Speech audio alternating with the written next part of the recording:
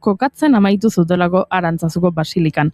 Areka batean hamarkada bat baino gehiago abandonatuta egon ondoren. 1950 hamarkadan hasitako proiektua izan zen. Pablo Lete frantziskotar probintzialak baseliza erreformatu eta erromes gune nagusi bilakatu nahi zuen Arantzazu.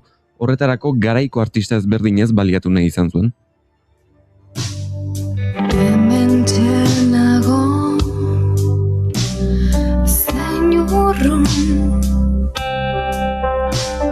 Zein bertan zelaian etzanda udaberriko txori ez blai lagunekin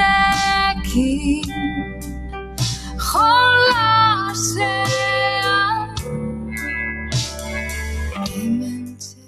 Arkitekturarako Francisco Javier Sáenz de Oiza eta Luis Laorgarena aukeratuak izan ziren, baina eskulturarako Jorge Oteiza eta Joaquin Lucariniren artean lehiaketa bat antolatu omen zen, Oteizak irabazi zuena.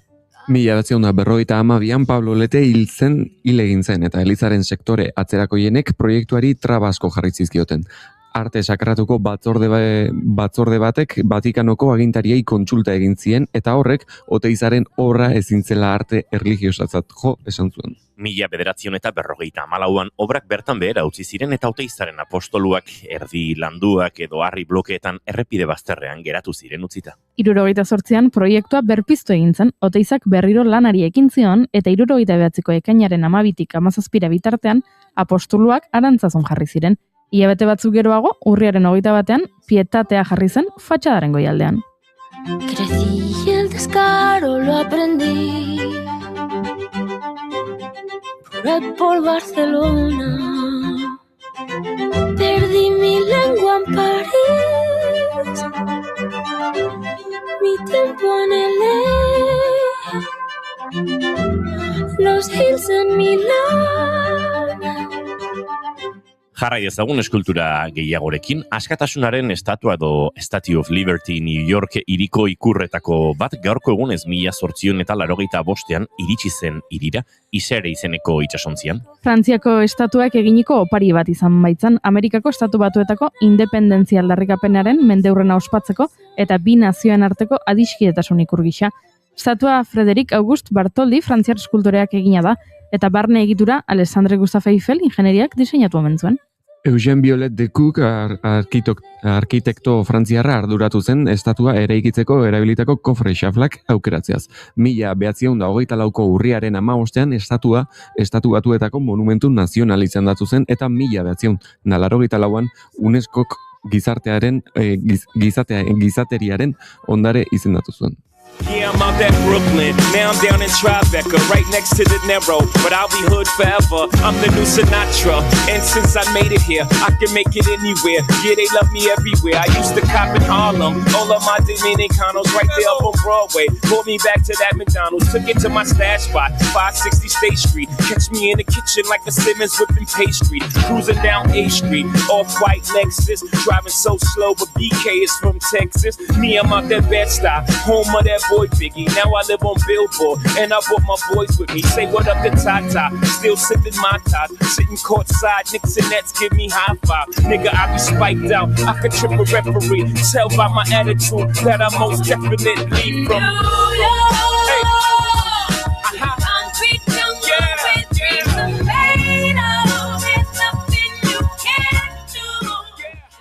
Diote estatua erraldoia 350 piezatan desmontatuta iritsi zela, 214 eduki ontzitan bilduta eta urte betez eduki zituztela ukitu gabe. Hori da opari bat eskertzeko modua. Esango nuke, opariak aipatuta aipa ditzagun urte betetze eguna duten pertsonak, adibidez, Elvira Sastre, segoviar poeta, itzultzaile eta filologoa.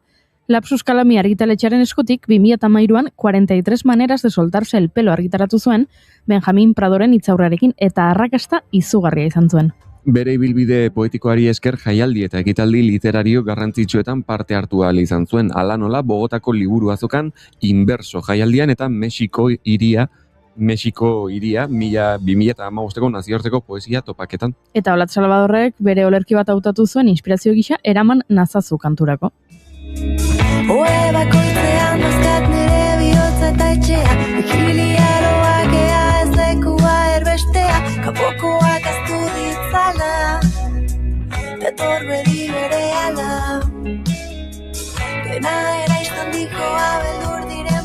boketan, frikararen dardara sartu zaita upadetan, dena da lurra eta ikara, eguerotzen hasi gara.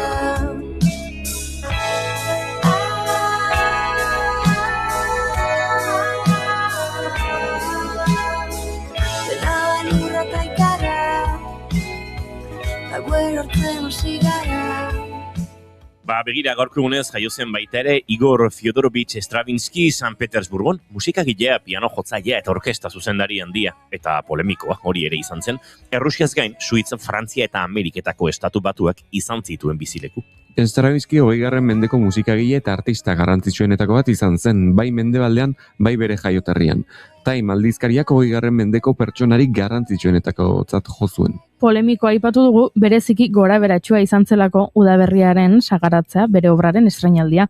1913ko maiatzaren 29an Parisko Eliseo Zelaien antzokian Stravinskyren baletaren lehen emanaldia egin zen.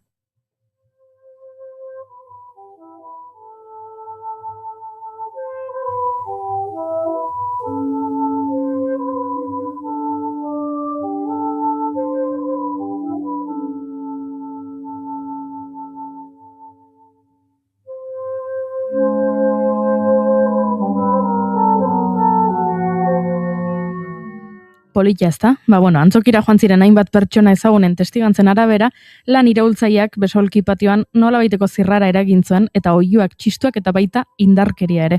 Konpositoreak eta bere koreografoak, Václav Nijinskyk atzeko atetik ihes egin behar izan zuten. Lurrikara batek antzokia astindu zuela zirudien, zioen estrainaldira joan zen Valentin Gross artista frantsesak, jendea ireinka, garrasika, txistuka, opilak eta ukabilkadak ere izan ziren, hitzak ez dira egokiak horrelako estena bat deskribatzeko. Baina zer gertatu zen sagaratzearen estrainaldian? Benetan sortu ziren istiluak Eliseo Zelaia antzokian? Eta zerk eragin zituen? Lekukotasun batzuen arabera gaua 40 atxiloturekin amaitu zen, baina ez dago Parisko poliziak antzokian parte hartu zuela esaten duen erregistrorik.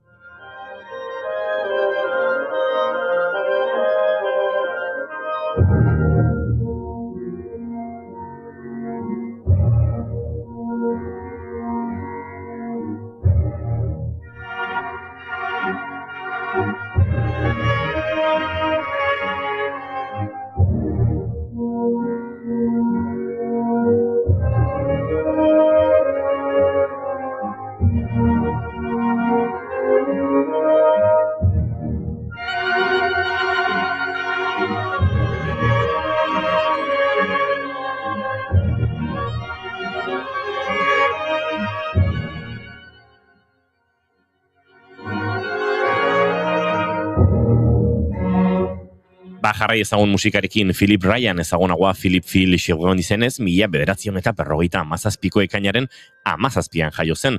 Irlandar, gitar jole, konposatzaile eta abeslari izan zen, mundu mailan The Pogues punk folk musika taldeko gitarra jole izateagatik ezaguna. 2007ko ekainean The Poguesen webgunean iragarri zuten Chevroni minbizi esofagikoa diagnostikatu ziotela.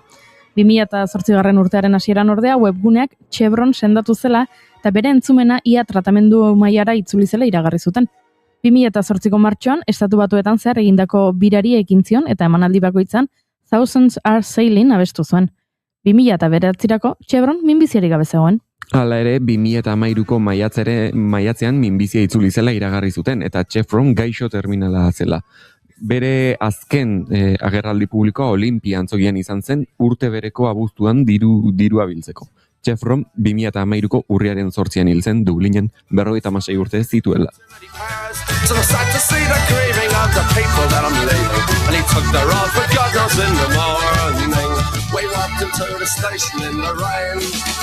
We kissed him as we put him on the train, and we sang him a song of times long gone. Though we knew that we'd be seeing him again. Sad to say, I must be on my way, so buy me beer or whiskey, cause I'm gone far away. I'd like to think I'll be returning when I can to the greatest little boozer and to Sally McLennan. The years went by and twice I tried so grew to be a man. Tira musikazari bagara ipaditzagun musikariak Ines Osinaga dator gaur gure elkarrizketa akustikoetara. Eta Gartxotun Sainek doinuetatik haratago tardea prestatu du. Eta Euskal Herriko mugak oinez 66 etapa 7 herrialdeetako perimetrotik liburuaren egileak ezagutuko ditugu. Gainera, Naia Alkortak zoriontasunaz hitz egingo dugu. Gaurko saioa ez da batere azaleko izango. Esango nuke. Entzuleok, prestatu urrengo 2 orduetan gurekin kafe hartzeko. Ekainak 17 ditu gaur eta asteazkena da. Esan dakoa, ongitorri guztioi, bigarren kafera naiz irratian zarete.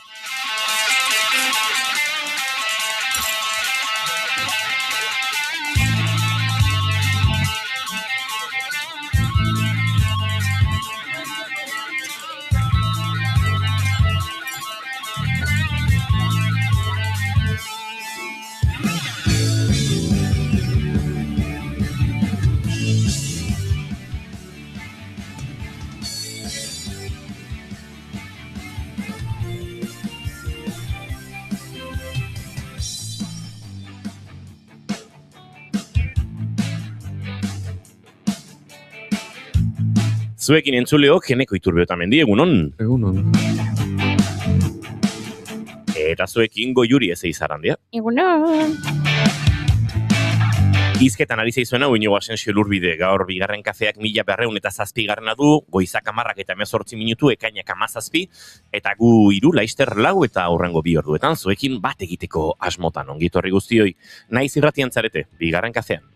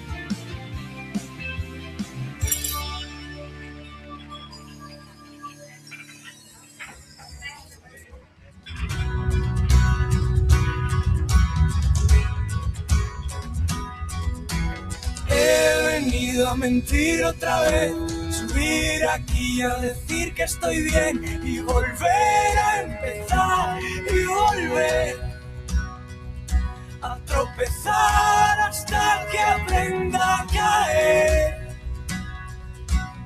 Eta beldur naiz ez dute naizen, zure txeko atea zaztuko. Ez da ondo atea. Entzuleok ez dakit ondo aterako deno ez, baina gaurko ere osatuko dugu, kainaren 17ak merezi du, beste dozoin egunek merezi duen indarra eta kuraia. Aizue, gure txatean hemen Edita Brokosek jarri du egunon, dio Gorkak, zer moduz, nire maite duta da Katxalin eta Nenufarrek, kanta berria, atera dutela, ze ederra, gaur ezin ikusi dantza, barkatu Gorka, ezin izan baduz ikusi, ez dakit nola jarri diozun nota. 54, nota estandar. Gutxi gara bera, jakinda, zuen maila zein den, nik 54koa jarriko nizueke, horrela ikusi gabe. Usapekoeko ezela, ez? Uste dut Gorkari moztu egin zaiona interneta. Arazoa ditut konpainiekin, da gero kobratu bai, Hori egia da. Por cierto, oso bizetuta nago gasa duen urari. Bai? Urarekin, bueno. Tolosan saltzen dut, metan noski baiet. Gorka, leku guztietan, bai. Ura gasa egin. Nien naiz oso zalea begira. Ez da nire. Oitura kontua izango da. Ni pixa 6-7. Barkatu? 6-7. Barkatu? 6-7. Zemat urte dauzkazu? 6-7, tia. Zena izu?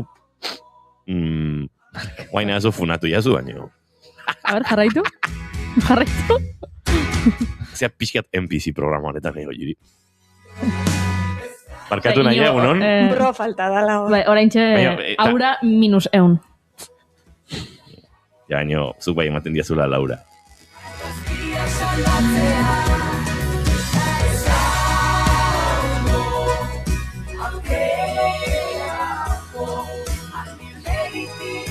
Egia esan hor zalantza egin dut, Goiuri, Statue of Liberty nola esan behartzen zalantza egin dudan bezala. Baina, uste dut badaula, Laura. Estravinskirekin ez. Estravinskirekin ez. Estravinskirekin gozaltzen dudala sentitzen dudatutan. Bai. Oso txeko sentitzen dut. hemen daukadan Fyodor Dostoyevski bezala, lenguan oparitu ziguten liburu lurpeko eskutuan idatziek. Stravinskirekin ez, ja, baina garbiago ikusi dut joa da. Bai, oso ondo. Oso gutxitan entzun dut Statue of Liberty. Beti erderaz, uste dut entzun dudala. Ja. Eta hor geratu naiz. Ez aurrera eta ez atzera. Baina badago ez, leheno latxe zena orain ez da Laura. Ba, nik horienekin. Olako antzeko zerbait.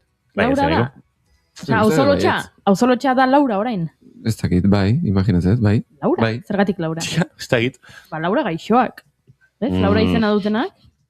Ja, imaginatzen dut dalako Laura, Aura, Laura... baino Aura izan nahi Lucin, duela, Aura, baino... Laura... Nik behar dut Ez nere jobak, ez dakit klaseri daukan, uste dut ja oporretan da bilela. Ea konfirmatzen didan, leheno latxe zena orain Laura den.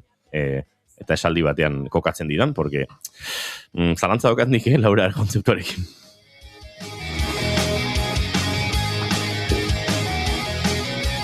Maite dutak bixi-bixi batean.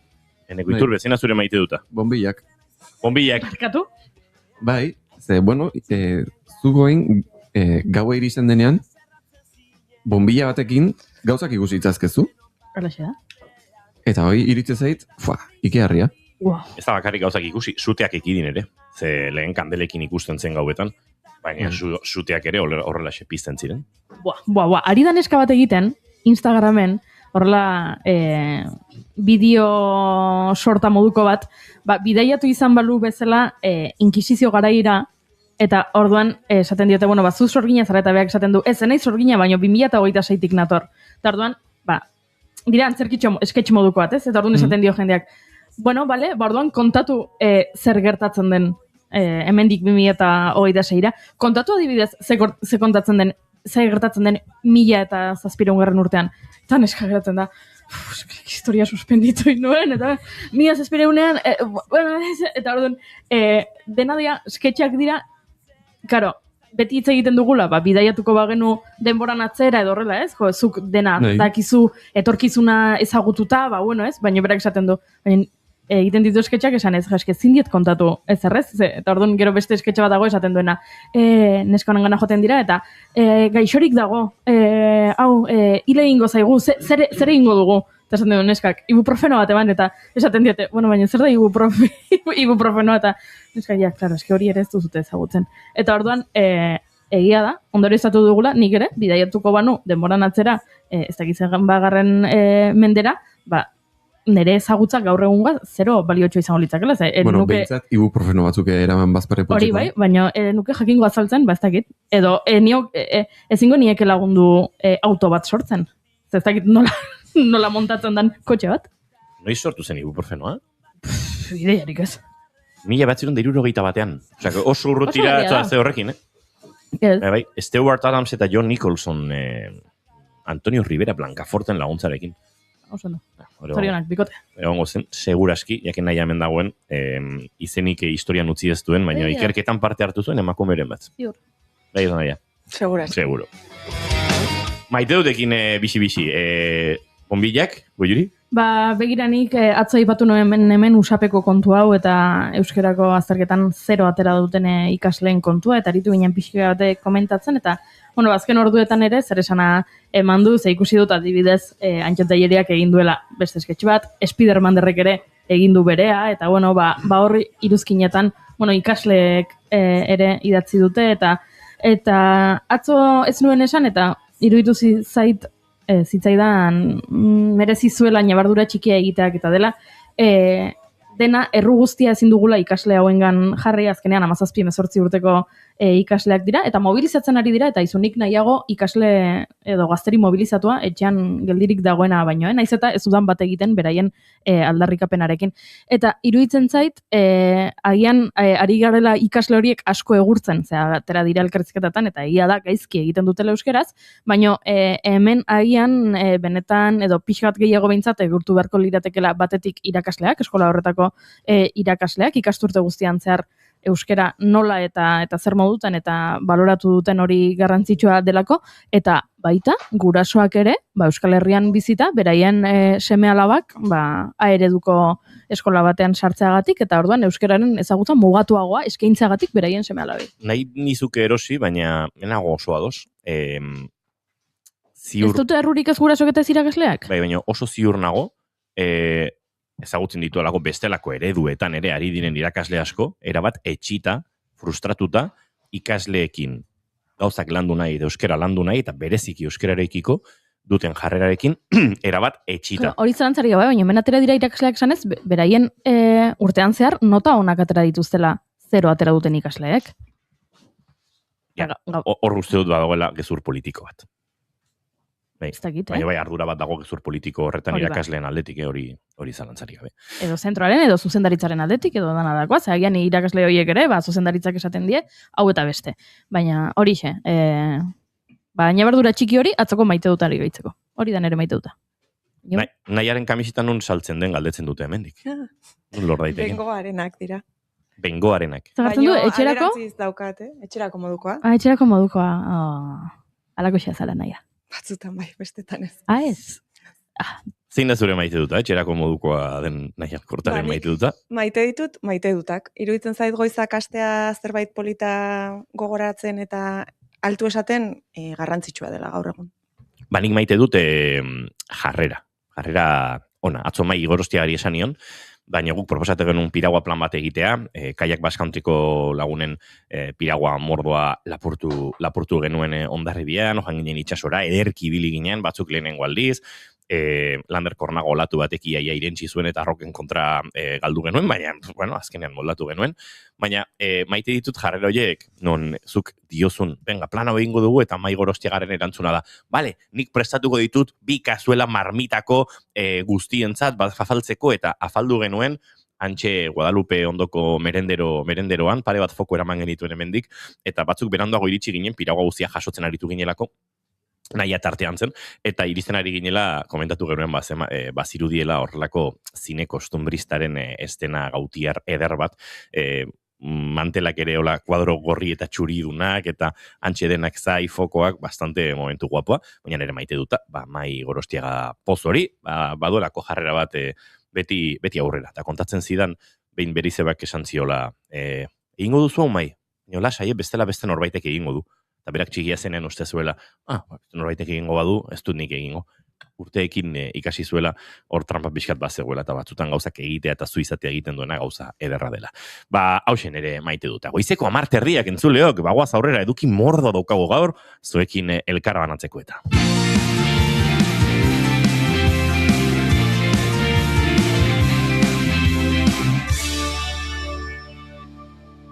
Bigarrenak ez direlako beti okerragoak, bigarren kafea.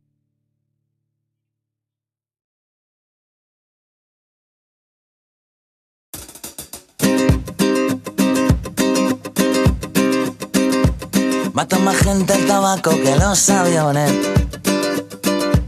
y he perdido el miedo a volar. Y enciendo la faria de las grandes ocasiones y en la nube tengo un BMW y una PlayStation, tu foto y un par de postales. Sigue escribiendo donde quiera que tú estés. Felicidad, qué bonito nombre tiene. Zoriontasuna ez da existitzen. Tú a saber dónde te metes. Felicidad cuando sales sola. Hori da, geroz eta korronte psikologiko, filosofiko gehiago adierazten dutena. Diotenez, zoriontasuna ezin da egoera iraunkorra izan. Eta are gutxiago, helburu bat. Zoriontasuna, hobeto ulertuko genuke, poztasun eta osotasun esperientzia subjektibo gisa.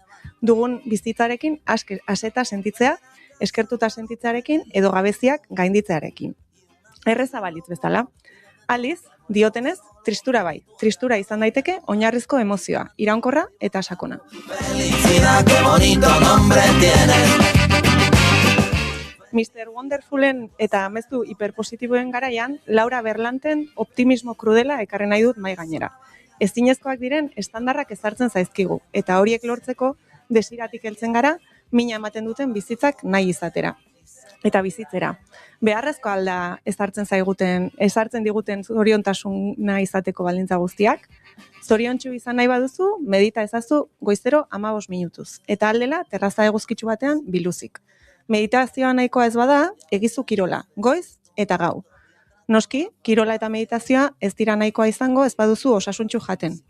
Garaian garaiko barazkietan oinarrituriko dieta. Herriko azokan baserritarrekin solasaldi goxoak izan bitartean eskuratuak eta txup-txup motelean prestaturikoak. Ez erabili presio altuko lapikorik produktu sakratu hauekin.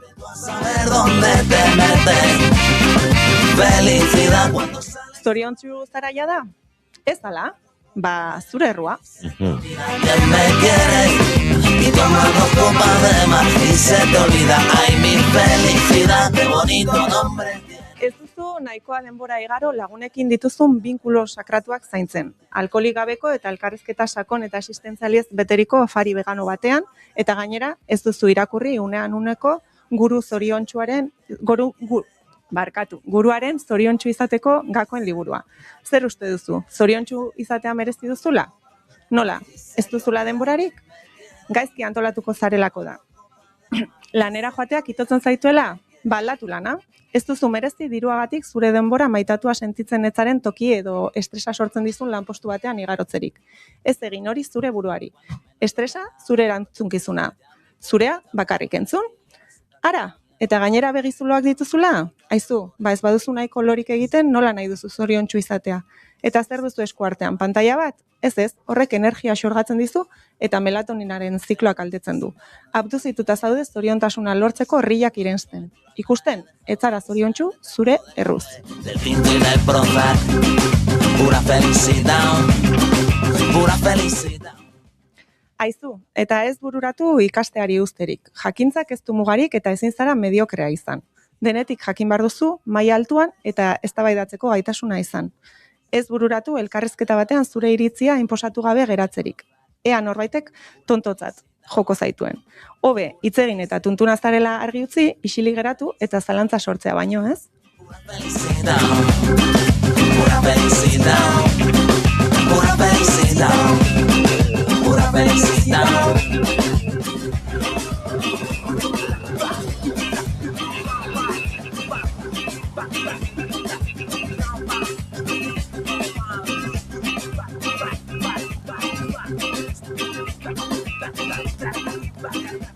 Eta bestela, erosi zoriontasuna. Zein da zure guilty pleasure-a? Listo, zorionak, zoriontsu zaraia da. Ez diozu hemendik aurrera zoriontasuna ezten beste ezer sentitu. Entzun? Hitz egin zure buruari eta zure buruaz beti goxo, maitasunez eta harrotasunez. Zure burua maitatzen ez baduzu, ez zaitu inork maitatuko eta. Benetan, zuloan gaudenean automatikoki inguruak maitatzeari utziko balio bezala. Edo zuloan zaudenean ere maiteko zaituzten pertsonak zure bizitzara helduko ez balira bezala. Hemendik, besarkada bat, zuloan ezagututako lagun eta maitaleei. Edo unanuek esango lukeen bezala, eskuminak.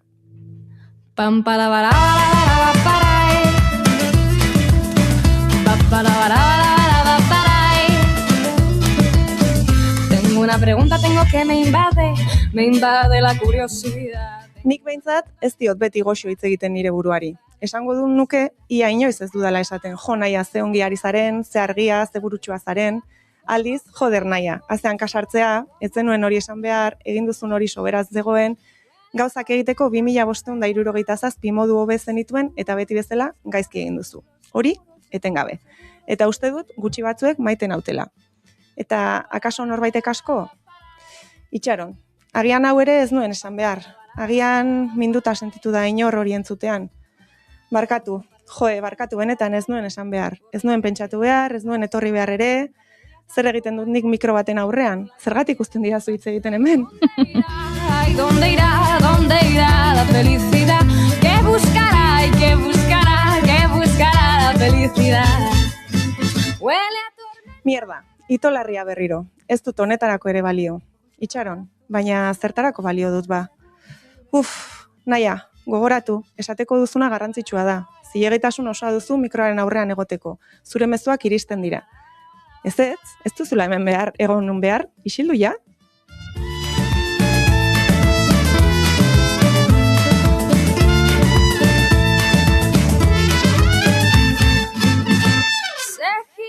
Zure lanak bizitzak aldatzen ditu. Gogoratzen atzo haurdun oso beldurtuta parean izan zenuen Amaia? Zer idatzi dizu gaur? Gogoratzen loaren aholkularitzako miren? Eta lur, abortua izan zuenean deitu zizun lagundu zeniezaion. Dorletaren mezua jaso duzu titiarekin gozatzen ari dela kontatzen. Zure liburuak bizitza aldatu zizula esan zizun Naiarak. Eta bigarren kafeako Titi Henriaren inpaktua, eta Agateren kanpaina, joder, Naia, orain gutxi senatuan egon zinela, eta alare, impostorea ate joka.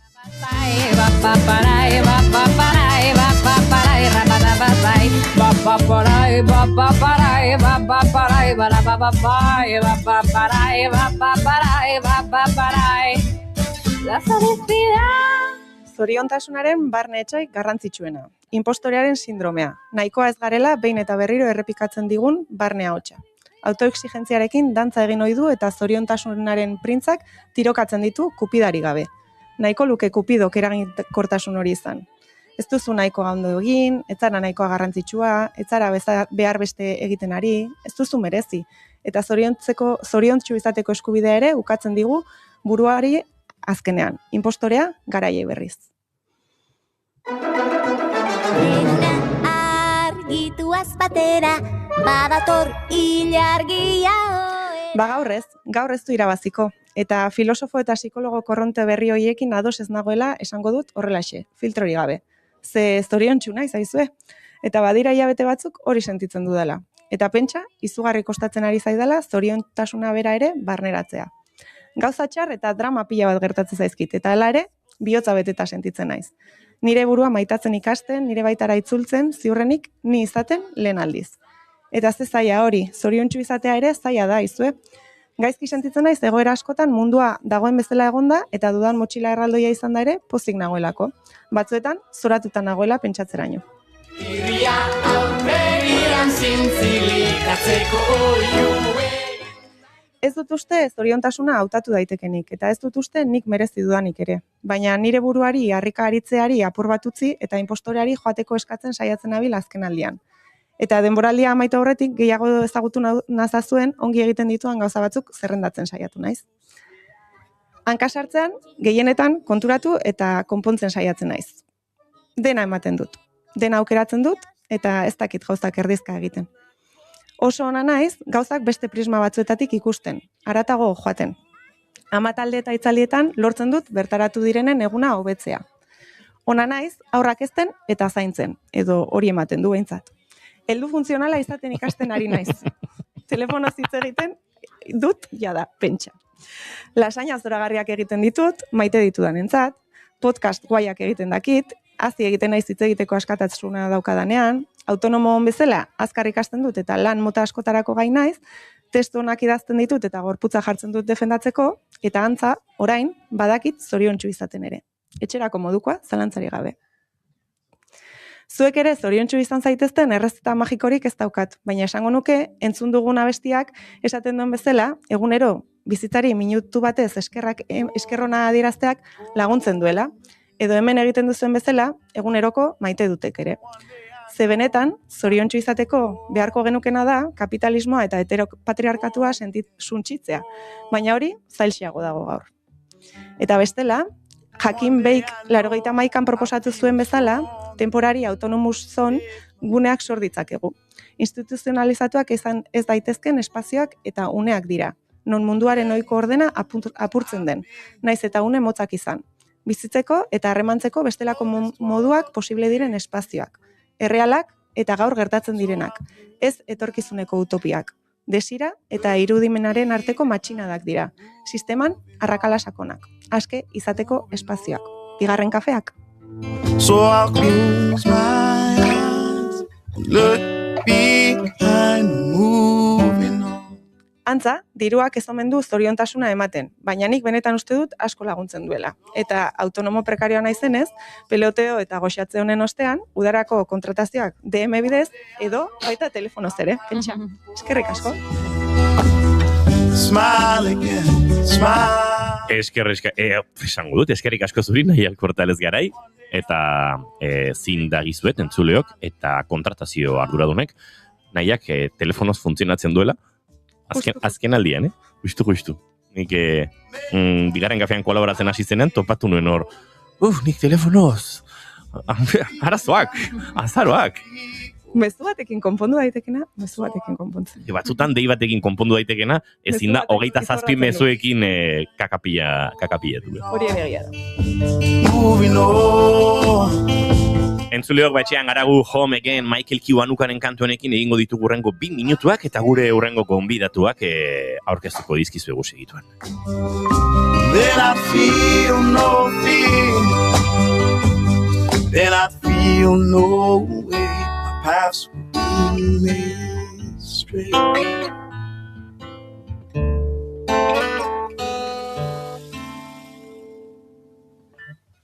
Home again, home again.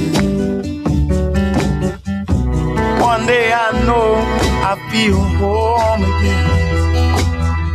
Wrong again, wrong again.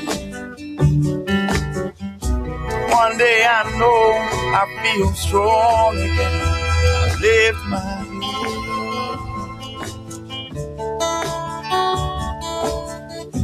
Many times I've been told, all this talk will make you go.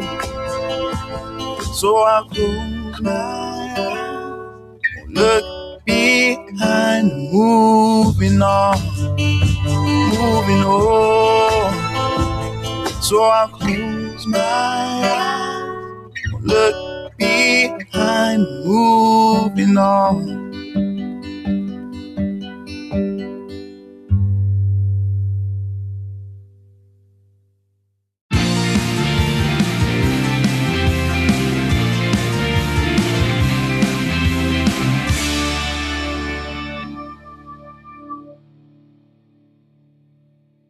Bigarrenak ez direlako beti okerragoak. Bigarren kafea.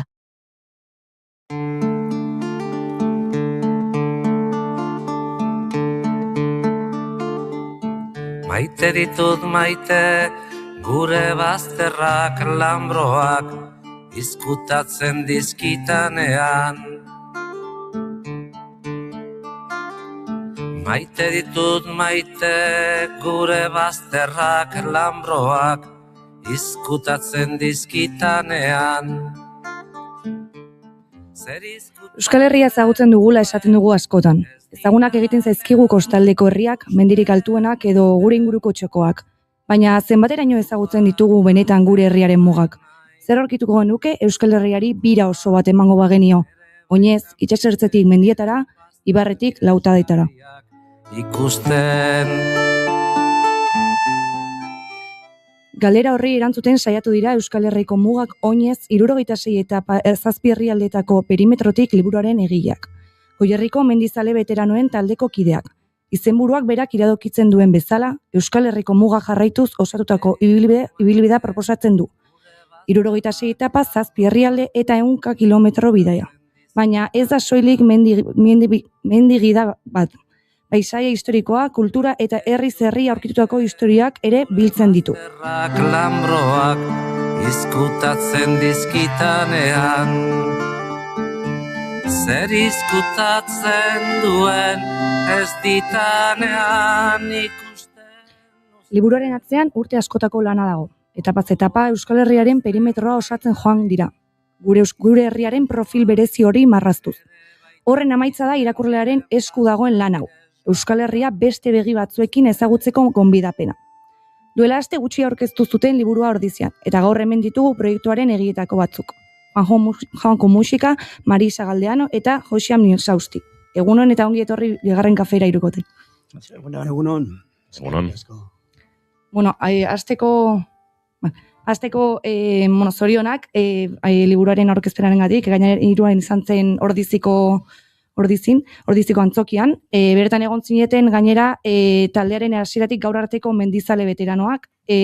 Kontatu pixka nola joan zen aurkezpen hori eta zelako jarrera edukizuen jendeak horren aurrean.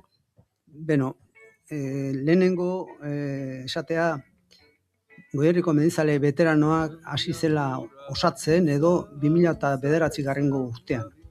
14 kideekin. Eta Euskal Pirineko biran egin genuen 2009 urtean. Ondoren egin genuen Nafarroako mugetan zehar, 2012 eta 2013, eta ez, hauen aurretik Euskal Zazpi hiriburuak oinez, 2012. Orduan, hasiera batean ez zen asmoa Euskal Herriko mugak oinez egitea, ez zen, ez genuelako pentsatzen hori egingo genuenik, baizik eta ibilbideak eta birak lotzen hasi ginenean, konturatu ginen alzela hori burutzea. Eta Euskal Kostaldeko bira hasi genuenean 2012 urtean, kostaz kosta, ertzez, iritsi ginen Bizkaia eta Burgosko arteko mugetara. Eta jarraite genuen, gero Bizkaiak Burgoskoekin, Bizkaiak Kantabriarekin, eta Araba Burgos eta Nafarroarekin, eta bar. Orduan, ibilaldi hau, 76ko ibilaldi hau, 2012 urtean hasi genuen. Aurkezpena ordizian, orain esaten ari naizena egin genuen, argazki batzuekin, diapositiba batzuekin, eta, txurosoa iruditzen zait geratu zela, duina. Bai, noski ideia hau izatetik Euskal Herri osoari bira matearaino tartea dago, proposamena osatzeno sekulako tartea dago, eta irakurrelak segurazki askotan ez gara konstiente ez dela zenbat lan eta zenbat ordu dauden horren atzean, ez? Zuek 76 etapa hauek egin dituzue, nola izan da bidai hau? Ez dakit batera egin dituzuen denak, banaka, ez dakit. Bai, edo. Bueno, nik naiz asko bilitakoa bira hontan, baino hemen badago gizon bat ia gehienak egin dituna. Eta bat dira, bera baino gehiago egin ditunak ere. Ez asko baino. Konkretuki senarren emazte batzuk. Eta, balio izan digu Euskal Herriko bazter asko eta desberdinak ezagutzeko. Hasi kostaldetik eta gero mendietaraino, goi mendietaraino. Eta hor tartean izan dira, bardeak direla, beste muga batzuk menditsuk eta ezain menditsuk, oso bariatua, esango nuke, lertatik. Ez dakit zuzen erantzun dizudan, baina, Bai. Barkatu jazue, hortxe, bai. Ibilaldi hauetan, ni Josean bezala, hasi nintzen 2016an, orduan taldea ja eratuta zegoen. Eta egia da, asko eman digu mendia juteak. Aurretik eta mendizale ginen, baina ja jubileatuta eta hola, ja denbora gehiago, eta astean zehar hasi ginen joaten. Gero esan behar dut baita ere emakumearen partaidetza haunditzez jundala, lehen Juanjo komentatzen zeian, sortu zenean taldea bakarrik emakume bat zegoen.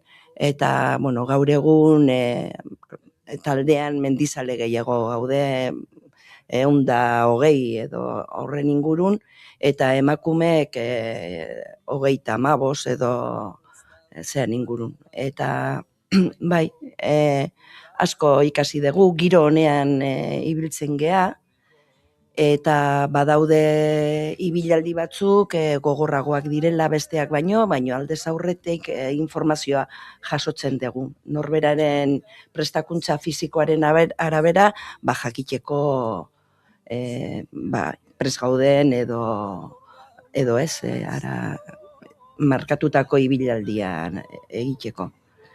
Eta, ez dakit nik ere, erantzun dizudan, bai. Gainera, noski Euskal Herriko bazter guzti hauek ezagutzea ez da hilabete gutxiko gauza bat, denbora asko behar izaten dut, dakit zenbat urte behar izan dituzu ezuek ibilbidea osatzeko?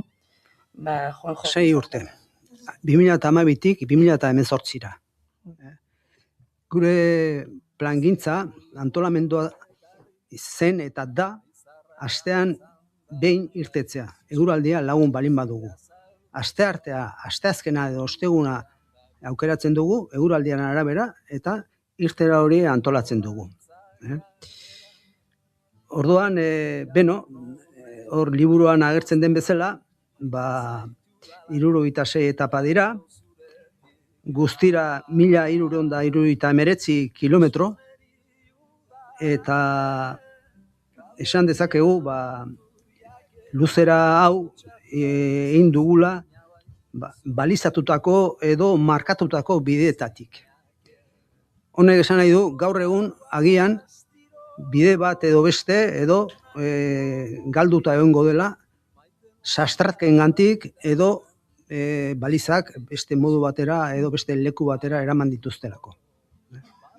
Eta noski, urte guzti hauetan milioika esperientzia goituzue, argazki ibilbide, noiz pentsatu zenuten ibilbide zuen bidai hau paperera pasa bartzuela, noiz konturatu zineten liburu bihurtu bartzen utela zuen ibilbide hau?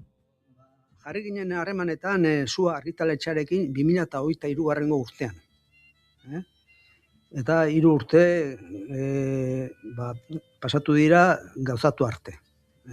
Bilera asko egin ditugu, argazkiak eman, iritziak jaso, azkenean gauzatu da, erditu dugu liburua eta hemen gaude. Barkaia zuen bai, Joaren Txabi. Hau proposatu zuenen talden, eta konkretuki oso interesgarria iruditzen zaian, zedik hor material bat genduken oso importantea, eta hori bildu eta jendeari eman alizatea pauso garrantzitsua iruditzen zaian, eta hasiera-hasieratik ondo iruditu zaidan asmoa izan da.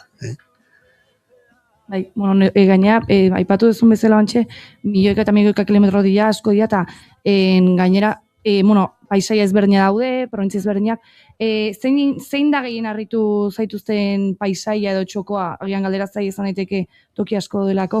Norberak akaso zuena duzue? Bai, ez nuke aukeratuko leku bat besteen gainetik, politasunez, desberdinak dira, zeharo, adibidez, Euskal Kostaldea. Euskal Kostaldea zoragarria da, Turzioseraino, eta hor gomendio bat egingo nuke. Nahi badugu Euskal Kostaleko flixak eta erliebeak eta abar hobeto ikustea, antolatuta dauden itsasontzien ibilbideak, itsasontziak hartzea. Adibidez, Zumaia eta Debaren arteko flixa, hor gainetik, ertzetik ibilita gaude, baina itsasotik begiratzea beste ikuspegi bat ematen dio. Berdin, Elantxobetik Bermeora, itsasontzian ibiltzea, Ogoinoko zuloak, arkaiz zuloak ikusteko, eta abar. Bestela, leku oso polita daude, Bizkaian Burgosko mugan, hor, eta Araban Burgosko mugan ere bai, Errioxako mugan ere bai, Arabak, ekialdeko mugan, Nafarroan Zaragozako mugak, oso polita, baita ere hor, zenbait leku daude oso politak, Antxo Abarka inguruan, hor, ibiltzea, Nafarroan Ugozkako mugan, Pirineotean, Burgi, Fago, Lintza aterpetxea 3 erregen maila Laskun, Auñamendi, Iturtzetako mendia, eta gero bukaeran, Zuberoan, Bearnoko mugan, hor ere leku zoragarria daude, ikusteko. Hasi eta bukau danak. Bai, noski, zaila izan behar du aukeratzen, noski, bai. Gero, beste detalle bat, aipatu nahi nuke, guk normalen iten deuna da, juneko ibilaldia, ez dugu junda etorri egiten, o ez dugu zirkuito bat egiten. Abiatzen gera leku batetik, hautzaino autobusek eramaten gaitu, eta gero zuzene juten gea. Etapan amaiera arte, eta han jasotzen gaitu berriro autobusak. Ez dugu junda etorri gaitu berren, edo, normalen behintzat horrela jokatzen dugu. Ibilaldi hau egin nahi donak, kontuan izabarreko datu eruditzen zaiz, normalen gure kasaguten geanen iten dugu kotxean, nun baiten utzi, jun, eta atzea behiz etorri. Erdibidea edo loko zea, ez? Nik aipatu beharraukat gainera, hasieran galdetuz dizuet, baino zuek Hilburuaren aurkezpena egin duzu ekainaren 3an, eta agian entzulen bat, entzuten ari zegunetako bat interesatzen zaio, liburua non lortu daitekeen jakitea. Ni uste liburu dendetan ikusi ditut, behasaina mintzade bidez ikusi ditut, salgai darela. Sus argitaletxearen ohiko distribuzioetan akaso, ez da? Pentsatzen dut ezeare web horritik ere, ongo litzekela, zuan argitaletxen barrun sartuta, eskuratzeko aukera.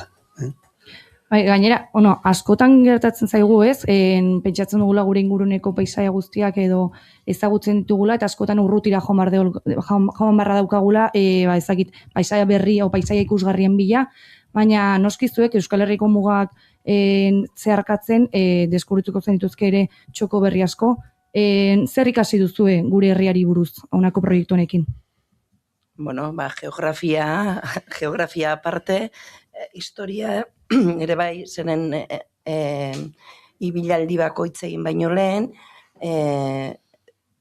taldeko batek kezkatzen da informazioa jasotzeko. Zer gertatu dan historien zehar herri hoietan, eta edifizio bereziak balin badaude, baita ere, eta duela gutxi adibidez egon ginen oliten, eta oliten bukatu gendun ibilaldi bat, eta hor batek adierazi zigun gazteluaren gora berak, eta erregen residentzia izan zala, eta oso interesgarria, eta gero naturaldetik ere bai, landaretza mota desberdinak, oso desberdina da hemendik ibiltzea, edo Bardetara jotea, edo bestela Pirineoko landaretza, eta guri balio izan digu zartzaro aktiboa izateko. Eta orduan edo zini komendatuko inoake, bizimodu aktiboa eukitzeko adibidez, modu ona oso polita dela. Gure bazterrak ezagutuz, ibiltzea. Gu gainera beti esaten dugu ez, Euskal Herria bakarra dela, baina aldi berean noski oso anitza da. Zuek aipatutako muga horietan, benetan nabaritzen da zazpi herrialden arteko desberdintasun hau? Guk izan ditugun harremanak, adierazten dute, gutxi gora bera nun gauden. Ez da berdin Euskal Kostaldean ibiltzea eta bertako jendearekin elkarrezketatzea edo harremanak izatea, edo Nafarroako Bardetan, edo Biarnon edo Zuberoan, ez? Lehengoko ariari helduz, aberastasuna handiko lekuak ikusi ditugu. Ez ibilaldi honetan bakarri, baizik beste ibilaldietatik, eta batzuk iruditzen bazaizue aipatuko ditut. Urte horietan ikusitakoak, adibidez, Irulegiko gaztelua. Bukatu ibilbidea eta edo gaztelutik pasatu. Zorionekoak gu. Pozalagoa, Karrantzako udalerrian, enkarterrian dagoen koba. Balmasedako Burdinbide Putxero Museoa. Mundukiloko kobazuloa, Astiz herrian kokatua dagoena, Aralarren. Burgiko ofizioen ibilbidea. Andeloko erromatar aztarnetegiko arkeologiko gunea, Mendigorrian kokatua dagoena. Isturitzeko eta Otxozelaiko kobeak, Isturitze eta Arberoako herrietan kokatua daudenak. Aizpeako leizea, esterezubien kokatua, hor azpeiko megalito gunea arrespin pila bat duena,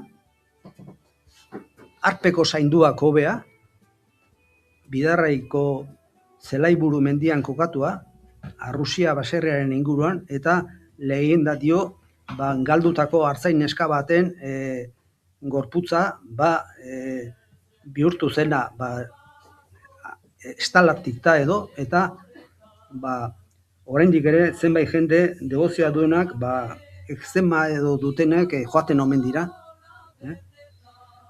Gesaltzako gainenan, baita ere onda gaude, Okabeko hilarrita, trikuarri edo gehiago daudenak, upategi batzuetan, guzti hauek ikusita zeuzkeagu, baina ez ebilaldi honetan makarri, baizik beste guztietan. Ez da makala entzuleok ari zarete entzuten eta xehetasunez jasotzen, baina liburuak xehetasun gehiago, informazio gehiago eta edertasun ugari biltzen du.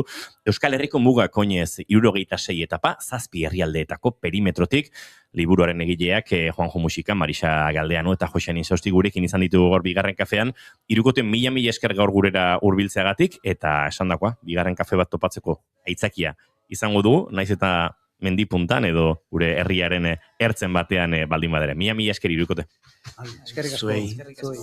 Entzuleok eta guke aurrera egin behar dugu, Gartxote unzain letonarekin utziko zaituztegu segituan, eta, bitartean Andozeko ibarrean Sibiriotarraken kantu hau, entzuten ere utziko zaituztegu minututxo batean edo.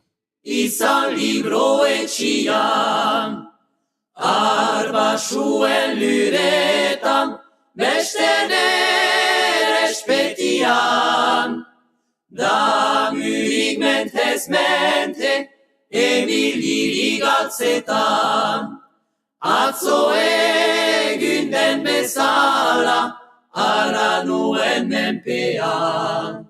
Andozeko ibaran, Andozeko ibaran. Jauna begirezan. Goizeko mekak eta 4 minutu entzuliok eta esan da bezala Gartxoton zein letonarekin utziko zaituztegu eta bien bitartean soinu frogak giroan murgilduko gara. Ines Osinagarekin, Leiztorgun laborategian izatea espero du.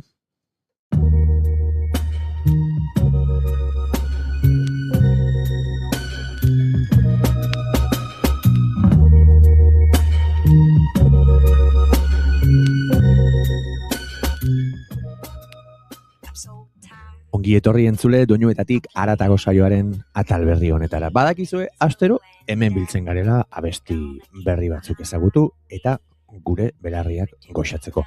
Aste honetako lehen gomendioa Fleet Foxes talde kutxunaren Blue Ridge Mountains izango da. Seattleko taldea da Fleet Foxes eta esango nuke 21. mendeko folka edo birdefinitu zuen talde horietako bat izan zela bere garaian oso ezagunak egin ziren edo ala sentitu nuen nik behintzat. Blue Ridge Mountains beraien lehen albumeko kantu puskada 2008an kaleratu zutena, okerez banago, eta benetan deigarriena egin zitzaiana, eta gaur egun ere ala sentitzen dut, bertan aurkitu daitezken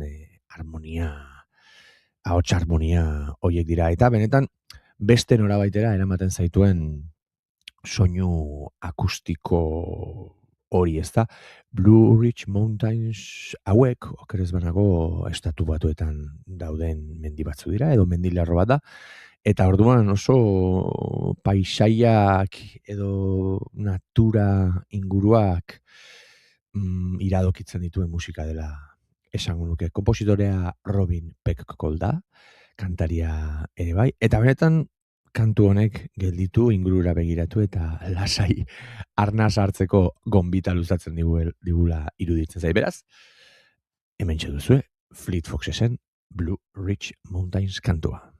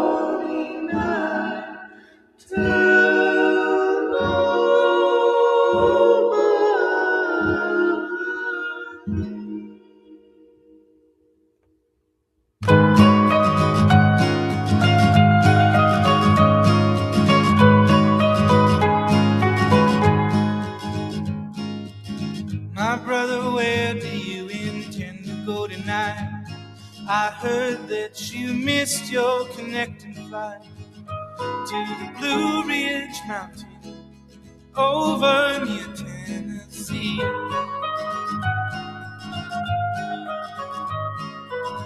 You're ever welcome with me anytime you like. Let's drive to the countryside, leave behind some green-eyed look-alike, so no one gets worried, no. So no one gets worried, no. But Sean, don't get careless, I'm sure it'll be fine. I love you, oh brother of mine.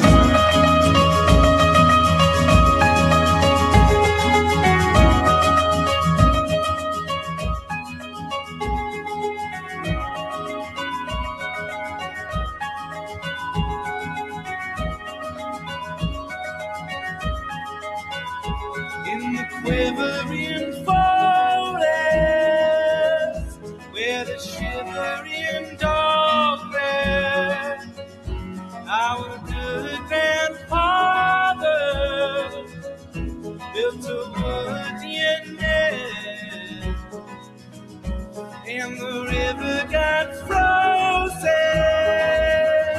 and the home got snowed in, and a yellow moon glow bright till the morning light. Terrible am I, child, even if you don't mind. In the quivering forest, where the shivering dog rests, our good grandfather built a wooden nest, and the river got frozen, and the home got snowed in, and a yellow moon glow bright till the morning light. Terrible am I, child, even if you don't mind, no.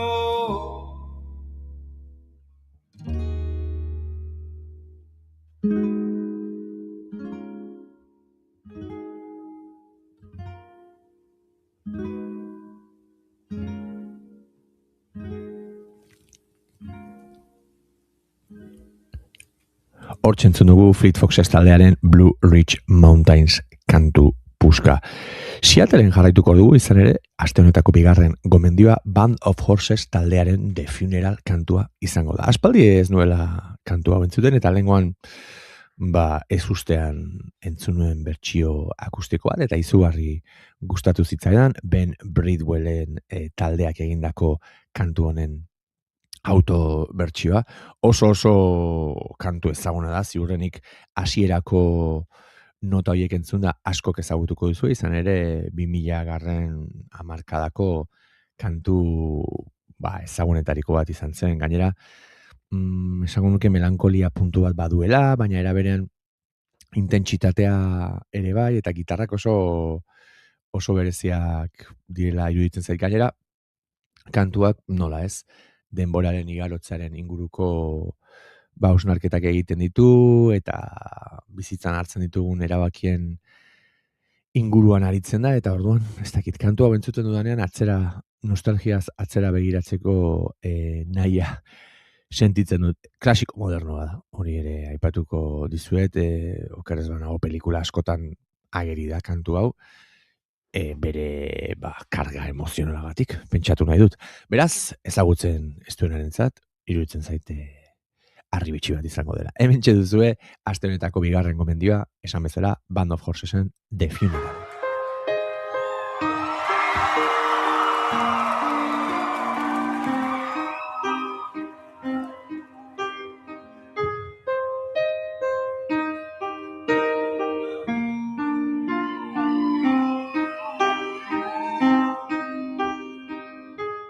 coming up only to hold you under.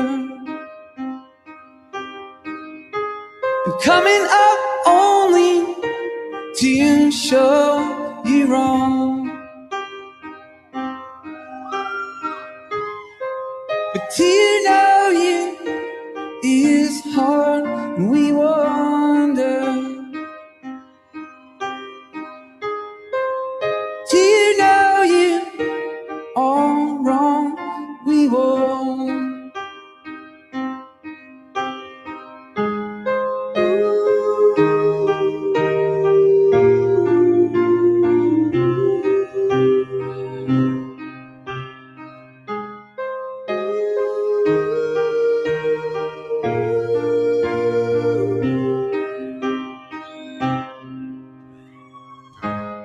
Really too late to call, so we wait for morning to wake you is all we got. But do you know me as hardly golden? Is do you know me all wrong? We will. At every occasion I'll be ready for the funeral.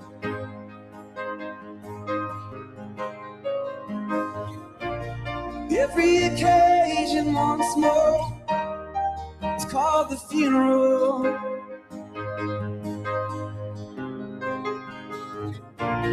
Every occasion I'm ready for the funeral.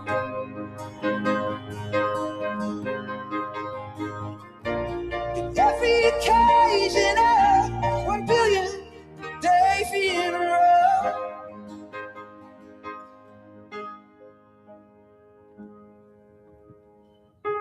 I'm coming up only to show you downfall.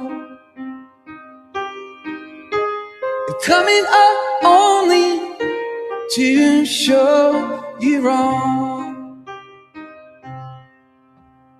To the outside, where the dead leaves will be all alone. For they died and had trees to hang their poems.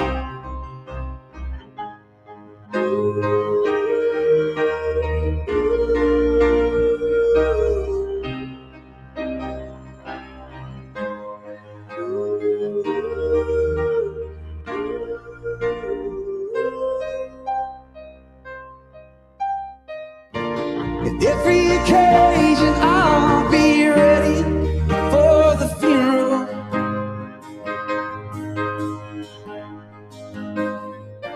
At every occasion once more was called the funeral.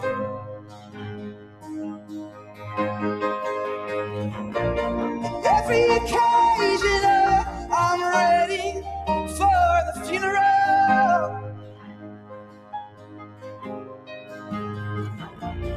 Every occasion 1 billion day funeral.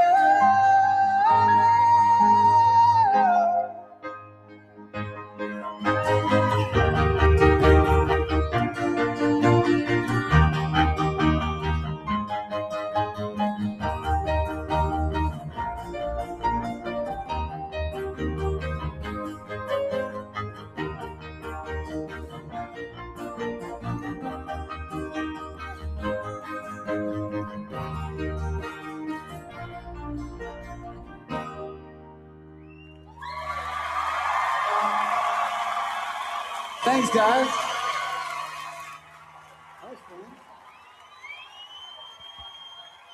Hortzen dugu Band of Horsesen The Funeral kantu puska. Aste honetako 3. gomendioa, lehenago ere tarte honetan izan dugun Ben Howard izango da, eta kasu honetan All Pine ekarri dizuet. Hau ere gaur egungo folkaren izen handienetariko bat, britainiarra da. bera, eta 2011 urtean kaleratu zuen Every Kingdom kantu sortan, agertzen da Old Pine hau, honek gazte sentitzera naramani. Naturarekin konexioa izatera ere bai, baina benetan ez dakit atzera begira jartzen hauen kantu horietako bada, eta gitarra akustikoak sortzen duen soinu hori izugarri gustatzen zait. Egia esan ez dakit ze amaitzen ez den uda bat etortzen zait burura Ben Hoganen kantu hau entzuten dudanean, basoan barrena hankutsik aske sentitzearen sentsazio hori.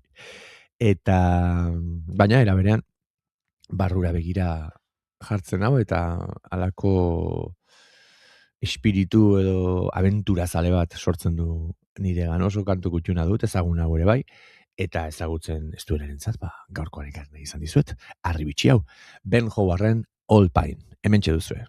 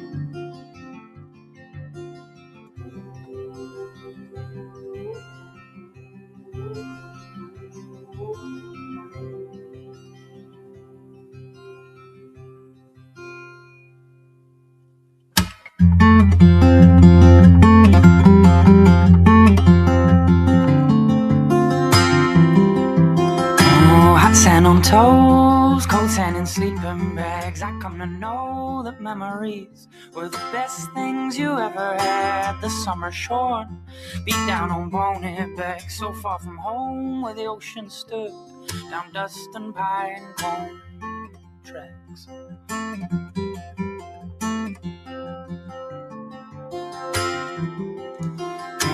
We slept like dogs down by the fireside, awoke to the fog where all around us the boom of summertime.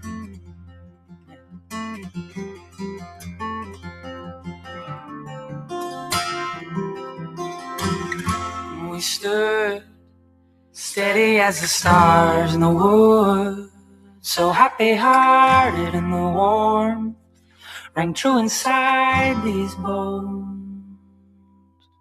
As the old pine fell, we sang,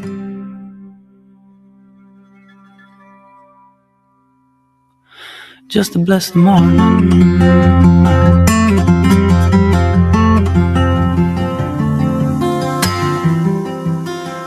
Hats and on toes, coats and in sleeping bags. I come to know the friends around you are all you'll always have. Smoke in my lungs, or the echoed stone, careless and young, free as the birds that fly, with weightless souls.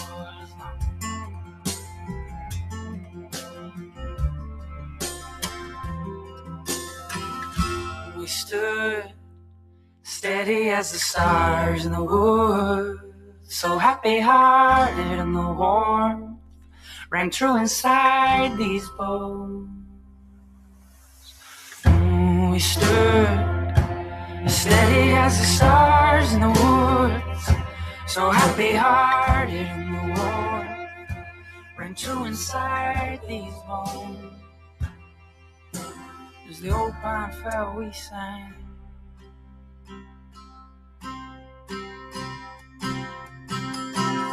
just to bless the morning.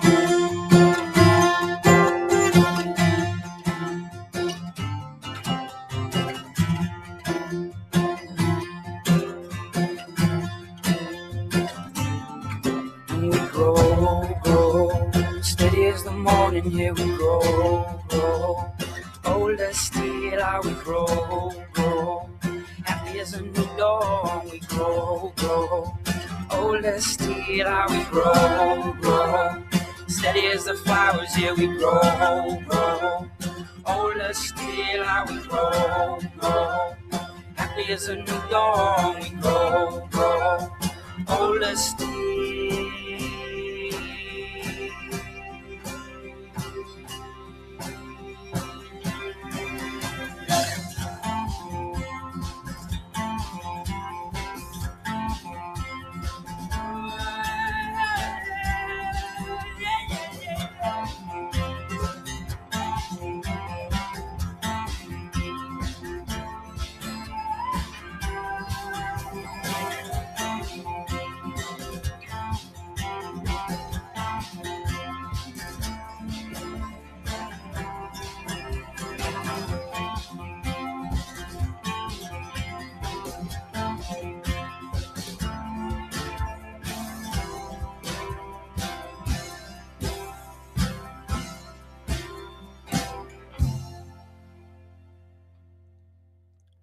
Hortzentzun dugu Ben Howarren Old Pine kantu puska.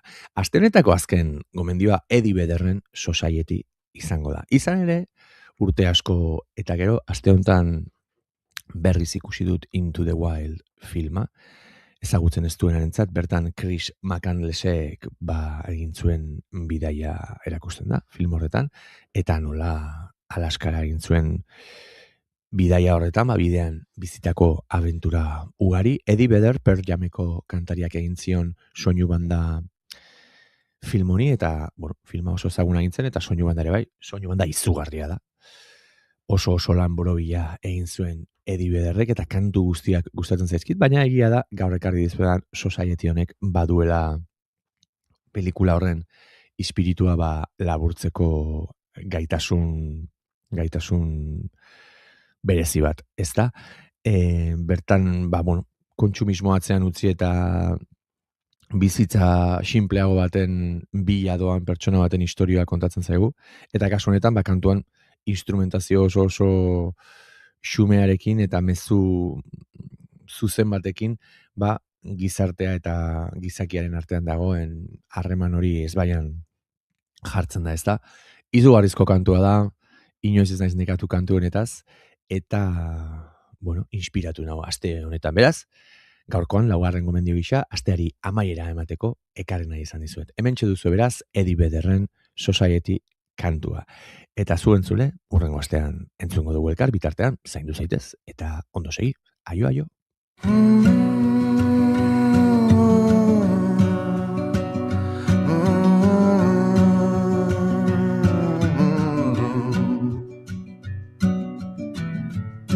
It's a mystery to me. We have agreed with which we have agreed.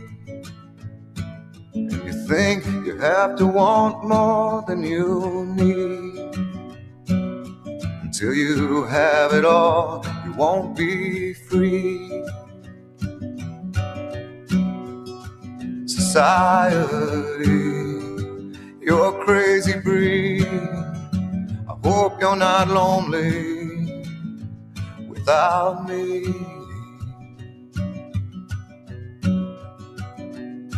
When you want more than you have, you think you need. And when you think more than you want, your thoughts begin to bleed. I think I need to find a bigger place.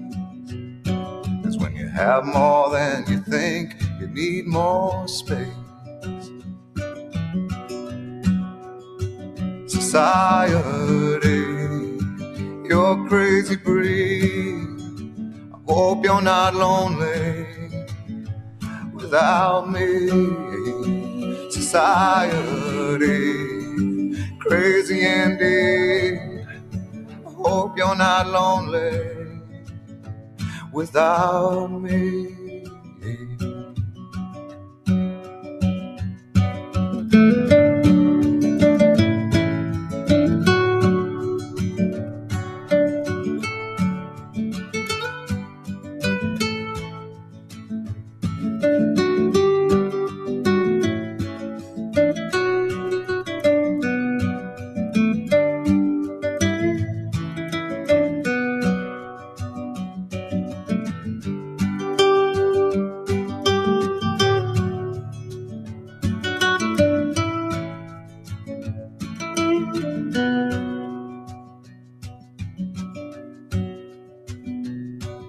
There's those thinking more, less is more.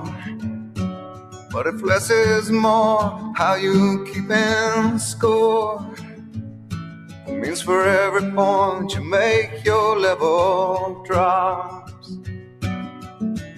Kinda like you're starting from the top. You can't do that.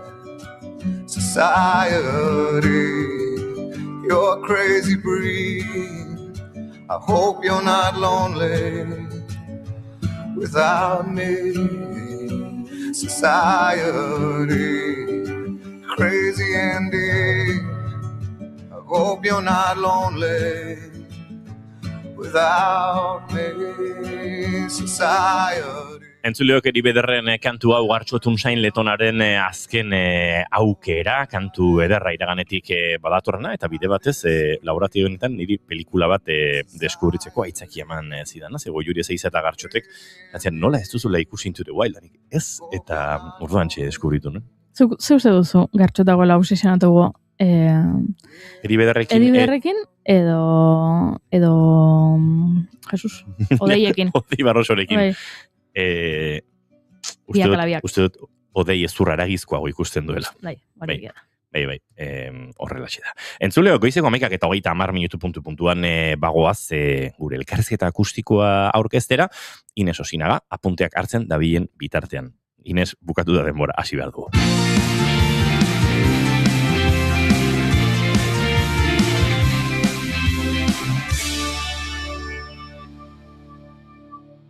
Bigarrenak ez direlako beti okerragoak, bigarren kafea.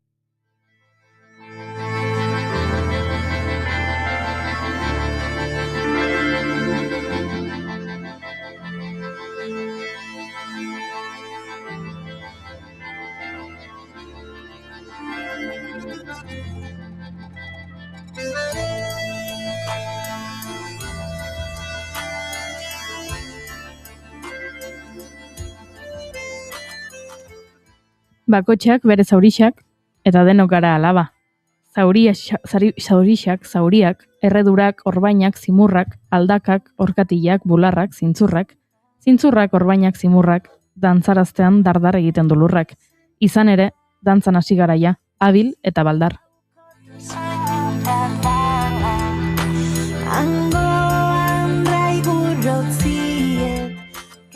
Eta eskuz esku aldatzen badu distira diamanteak, ez dago ez diamante, ez perla, ez urregorririk, alegarantzia baino, ez dago berik. Beraz, guk antola ezagun pozaren konjura.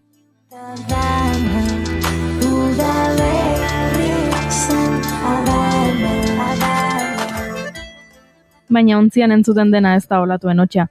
Ikusten da porturik? Ez dugu ikusten, baina imaginatzen dugu. Ze basamortu, ze hiri, ze itxasotan zabiltzazu. Hemendik ara nabil, handiko ona oro bat, eta bizitza hauxe da ezta? Hala baduzu beste bat.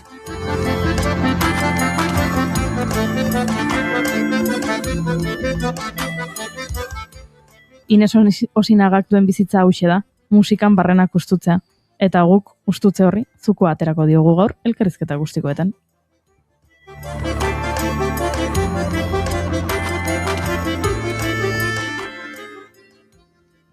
Egunon, Ines? Egunon, ezin duzu imaginatu bizitzan zenbatalez gertatzen zaidan, hau, egon gauzak egiten eta Ines, denbora bukatu da. Ines, denbora bukatu da, entregatu behar duzu masterra. Ines, denbora bukatu da, hau da kantua. Zenbat entrega egin ditu Ines Osinagak azkeneko 2 urtetan? Pila bat. Askotxo batzuk, Bai, eta egia da, horrek aldatu doztala bebai sortzeko modua, osea, azken urtetan sortzen dut deadlineen arabera. Osea, deadlineen arabera organizatzen naiz. Eske bestela, eske baliabide limitatua da denbora. Ez balizu norbaitek esango Ines amaitu da denbora, bukatutzat, zuk gai izango zinake proiektu bat bukatutzat emateko, edo behar duzu norbaitek esatea bukatu da denbora, eta hau da dagoena. Anarik esaten du ez bali badugu aukeratzen, bizitzak aukeratzen duela zugatik, askotan gertatzen zait. Baina bebai relajatu naiz horrekin, pues, hola da.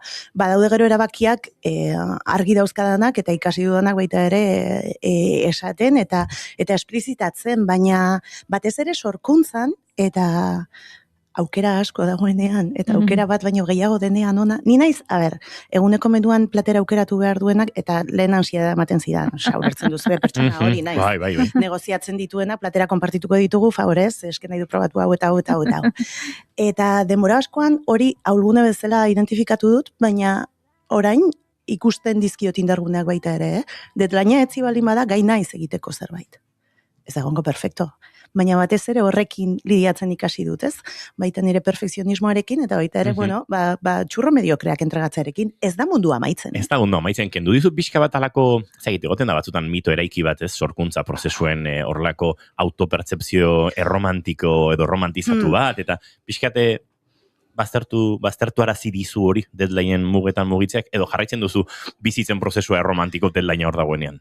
Ez, romantikotik gutxi dauka deadline batek, barkatu esatea. Horregatik, baina ez dakit. Osea, da, rollo, ez. Baina bai ikasi dudala, eta bai aldarrikatzen dudala, sorkuntza prozesuak ez daukatela zertan izan torment. Eta batzuetan garela Billie Eilish eta dramatik sortzen dugula, eta beste batzutan, ni izan nintekela enkarguz sortzen duen sortzaile oso efiziente bat. Zuno baino gehiago. Ez dugu Zunoren meloia irikiko gaur Ines Osinagarekin, baina mendua gonbita, beste egun batean, Zuno meloia eztabaidatzeko Maionetan iba duzu. Joder, ireki dezagun favorez. Ez gaur ez, beste batean. Venga, torriko naiz beste batean. Torriko zara beste batean. Zuno meloiari buruz hitz egiteko. Bai, mesedez. Abia eta arnasa amorantea.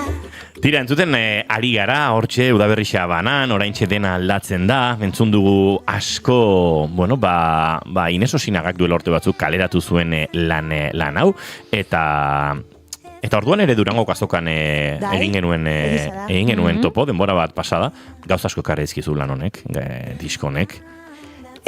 Gauza asko ekarri dizkit, batez ere, aizpa asko, eta gero baita ere, ekarri dit profesionalizazioa sortzaile bezala. Kontatuko dizu, saiatuko dat naiz motx, esan dut saiatuko naiz, sintesia ez da nire behartutetariko bat, beste batzu dauzkat. Nik disko hau egin nuen, ez duen disko bat egin nahi, izan zen ere buruari egiten dion aitortzat aukera bat ikerketa eta sorkuntza proiektu bat egiteko. Izan zen justu pandemia eta gero, ni pandemian erditu nintzen azkenekoz, erdiondoan gaixotu nintzen, ukinuen erdiondoko depresio bat de caballo, nire psikiatrak orain digo berazten dit oso jabia izan zela, eta baja luze baten ostean, rehabilitatu nintzenean, erabaki nuen lan formalean, irakasle nintzen, Getariako musika eskolan, eszedentzia eskatzea. Eta esan nuen, zegertatuko litzake denbora mugatua denez, nire lanari eskaintzen diodan denbora hori sortzeari eskainiko banio. Guazen probatzera, etxean zenbakiak genituen, eta esan genuen, urtebete asumi ahalko genezake diru gutxi irabaziz. Zer da gertatu alden txarrena? Ze, egia esan, gertatu alzen txarrena zen diru gutxi irabaztea. Hori zen eszenatoki katastrofikoa.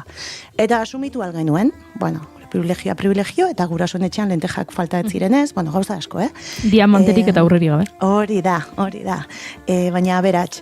Eta orduan, neukanik horlako proiektu sorkuntza, ikerketa proiektu bat buruan, eta erabaki nuen proiektu hori idaztea, eta sorkuntza beka batera aurkeztea. Eta jarri nion izena Itxasoa da bide bakarra. Ni jarri nion izena Itxasoa bide bakarra Eider Rodriguezen liburuari horrela, nola da, itortza eginaz, eta asuntoa zelako, Joseba Sarriona Indiak duela urte batzuk idatzi zituen testu batzuk, orduan ezin zena esan, baina abanan sortuak zirenak, orain, ja beste leku batean gaudela, esan ahal zirenak, eta ni baneukan hipotesi bat, zela, nola lirake kantu hauek hain zuriak ezpaldin malira. Alegia, Gipuzkana zuri batek kantu hauek kantatu eta gorpuztu beharrean, gorpuztuko balituzte beste gorputz batzuek. Orduan, hipotesi kreatibo horrekin, eta beti ere, nola da, bide horrian jarrita ni baneukan zela baiteko susmo bat, eta, hipotesi honek sesgoa dauzka, ikerketa hau, enuen aparreferentziarik egin, eta horrela, artistikoa da, ikerketa, beraz, lizentzia guztiak. Eta nik jarraitzen duen norabidea zen, nire amamen amamak, eta nire Kubako aizpen amamen amamek, antzerako doinuak ingo zituztela dantza. zenbat eta lurrean sakonago arakatu, doinu tradizionalek nunbaiten bat egiten dute. Eta bigarren egunean edo horrela, egin nuen topo bata jotzen zuen, musika afroa jotzen zuen perkusionista batekin, hasi zen bata danborra jotzen, eta konturatu nintzen 6x8 bat dela, kalejira bat zela. Osea, hori besterik ez eta hori guztia. Ordan hasten nintzen beraiekin jotzen, eta esaten zidaten, joder, Blanquita, que bien has pillado el palo este, eta esaten nion ez, bueno, ni ari naiz jotzen harinari bat. Joder, si eso es un reggaetón, eta zer da harinarina ez baldin bada gure reggaetoia. Eta, bueno, guzti horri tiraka, egin pasatu genituen Kuban, genituen dinoz, joan ginen bi heldu eta bi aur, Kubara, pandemia ostean, osea, izan zen sekulako aventura, seguramente orain ez nintzake gai izango berriz egiteko, zorioneko inozentzia, ze ondo jarri duzula kantu hau. Ua, txabal. Usten duzu hemen denetarik, Ines. Asko gustatzen zai. Hautatu dut, baina enekin ondo hautatuta zegoenik. Wow, astuta neukan. Hay una luna en la cuna, una luna con dos pies. Entzuleak etxean topatu nahi badu, Nana para no dormir, Jaime Orozkorekin. Hori da. Uno, cinco en el otro también. Gauza xelebrea Ines Osinega bere kantu batekin hor jokoz kanpo ustea, Ze polita baita, ere? Bai, oso polita. Bai, eskerrik asko.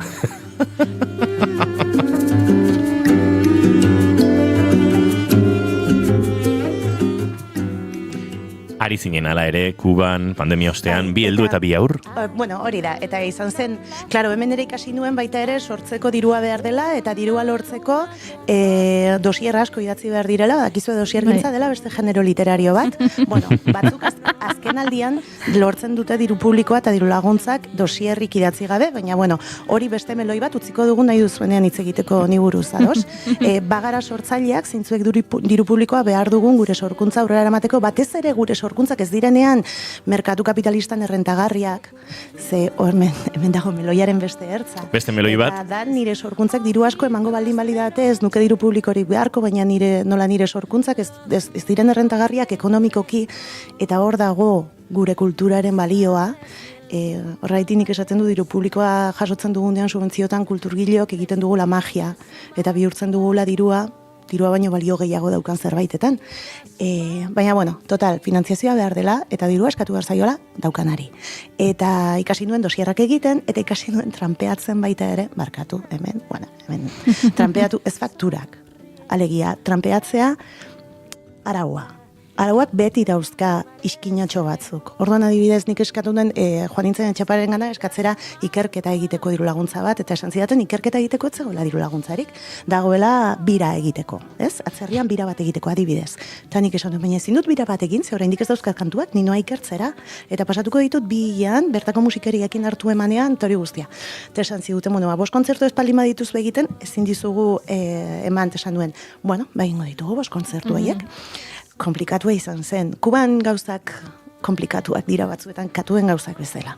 Edo gero adibidez, nik enuen nahi disko bat atera, nik nahi nuen ikerketa hori formatua artistiko batean argitaratu, baina hortarako ez daude diru laguntza musikariontzat, beraz, disko formatu bat eman behar izan nion. Nik enuen disko CD hori sartu nahi, zertarako plastikoa, baina, bueno, ez nituen konbentzitu behar izan dituenak. Orduan, badira, peaje batzuk ordaindu behar dituguna gure sorkuntzak egiteko beti dira hoiek. Orduan, da, ez dakit,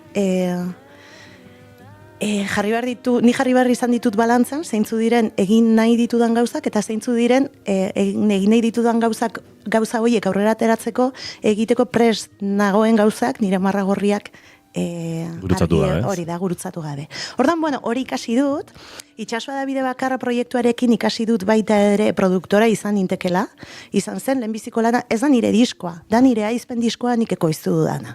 Ez dut hainbeste jotzen disko hontan. De hecho, ez dut kantu bat bera ere sinatzen konposatzaile bezala nik bakarrik. Erabaki nuen, kolaboratzaile guztien artean banatzea kredituak. Bueno, hemen dago beste meloi bat baita ere, autoria beste batean, bale? Hemen eskerrak eman nahi dizkio nire abokatuari. Ines Osinaga, ez du eskatu, baina nahi gabe ari da eskatzen sekzio bat, bigarren kafean. Bai. Ez zitumaten bizitzak. 17 meloi eta pare bat disko. Ines Osinaga. Meloi postua. Te egin genezake gainera Meloiak salgai. Kareta bat furgoneta horietako batean iritsi da zure herrira ez dakit nongo meloia herri bat asmatu barko nuke. Wow. Hemen izate zen el rico melón de Villaconejos. Oida, Villauntxi beti. Villauntxi. Claro, Villaconejos egia da. Arrasatera ere bai etorri zen. Badakizue Habanan hori dela el bocadito de helado eta doa motor bat horrekin eta zaudetxean eta derrepente duzu el bocadito de helado gure txikiak ohitu ziren eta ja harrapatu zioten ordua motor horri eta badago musikari bat M. Alfonso diskoan parte hartzen duena baita ere M. Alfonso da eske denak dira artista zoragarriak baina badakizu zer den gauza ez dira zuriak bestela agian ezagutuko genituzke guztiak. M. Alfonsak esaten du bere disko guztietan dagoela tomaren batean kolatuta bokadito de helado bat. Eta, total, joan ginelako gara disko gogor batekin, mikrofono bat, soinua, pare bat pandero, pardel pila bat, maleta bat medizinaz beteta, hor, Angeratu zena. Eskerrik asko gure pediatrari. Denok trampeatzen ditugu hemen arauak justizia ez dagoen bitartean. Beste meloi bat. Eta joan ginen ara, eta bueltatu nintzen disko gogor hori doinuz eta kantuz beteta. Eta nire asmoa etzen horrekin disko bat egitea, baina beka horrek zeraman letra txikian azpian Durangon salgarria izango zen zerbait argitaratzea horrekin. Ordan, hor hartu nituen nire lizentziak, adibidez, liburuak dauzkan nahi nuen moleskine bat, libretitis grabea daukat, libreta bati pegatuta bizi naiz, eta nire libretak nire bizitza libretetan kabitzen da, nireak denak dira iguala gainera. Moleskineak dira. Beitu, adibidez hau ez da moleskine bat, etzegoen moleskinerik eta nago desiatzen bukatzeko. Nire gustatzen zait, desberdinak izatea. Beitu, Dazkatola como random. Zure lagunek badakite zerroparitu. Hori da, eta estetika bakoitzak ematen dit gauza baterako bezala. Ni dauka lagun bat, Felipe, by the way, zorionak, Felipe, ez dizu deitu, daukala proiektu bakotzerako libreta bat. Horta nik ukin nuen temporada hori baita ere, baina konturatu nintzen 5 libretakin bizitzen ezin nintzela ibili. Orduan multitasking dago nartu. Hori da, 5 proiekturekin bai, baina 5 libretarekin ez. Hori da, ni 5 proiekturekin zoriontsu naiz, baina 5 libreta ezin ditut kudeatu. Orduan daukat libreta bat para todo esaten dena, adibidez hemen dago gaurkoa, hemen dago agenda, egon daiteke hemen lagun batekin kafe hartu nuela eta hemen hartu nituela bilerak, erosketa zerrendak. Hemen jartzen du txaranga feministen topaketa adibidez, ez? Gauztak. Tiketak, asesoriara eramateko tiketoiek. Bai, eskaneatu behar ditu. Ze bestela gero, besta ordaintzen du alperrik eta kontuz. Zabe gondo egin behar dira. Senyora ekintzaile bat ni, ian behin, nire buruaren sekretaria bihurtzen naiz, gustatzen zailan hori bebai, ian behin egiten dudalako seguramente, Beste meloi bat. Bai, beste meloi bat. Baina, bakizu zer gertatzen zaidan, aspertzen nauela beti gauza bere egiteak. Adibidez, errepertorioekin ere oso gutxitan egiten du kontzertu bera 25 aldiz. Seguramente baita ere enaizelako mainstreama, hori badago baita ere ez, agian ez dakit, egingo balin banituzke 25 soldaut, eta ukiko balin banitu 150 programazio proposamen, agian egin beharko genituzke. Baina, ez da kasua, eta ez da nire desira, ez da ere, ez dut horrekin desiratzen. Ni gozatzen dut lehenbiziko kontzertuan. Beste 50 egin nitzake, hortik aurrera aspertzen naiz.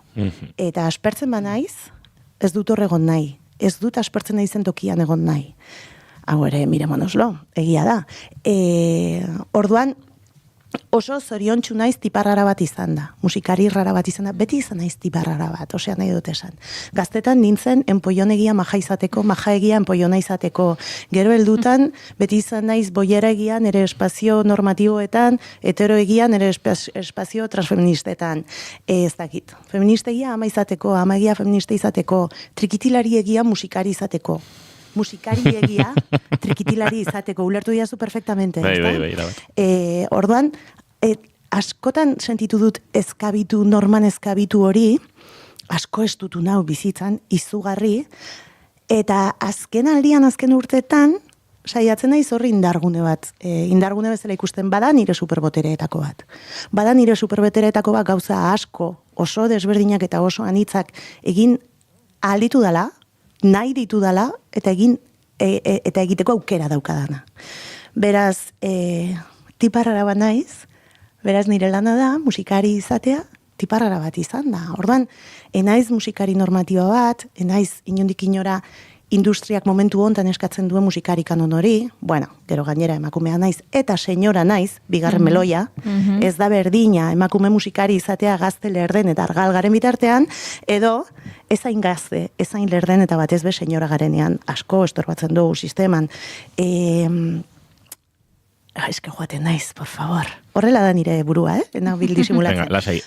Itxo. Ai, ondo. Eta orduan, konturatu naiz, hor dagoela nire bizitzeko espazioa, ez? Musikari izan da, niretza garrantzitsuena ez dira abestiak. Disko hontan garrantzitsuena ez dira abestiak. Garrantzitsuena da, disko honen aitzakitan, saretu garela eta elkarrekin hitz egiten, elkarrekin sortzen, elkarrekin barrazketa, elkarrekin negarrez jarri garela, 40 musikari emakumezko internazional. Eski iruditzen zait, osea, ez dago dosierrik, hori txalotuko ez duenik, ez? Orduan, segundetan hundik begiratzen duzun, arrarotasun hori superbotere bada, ez?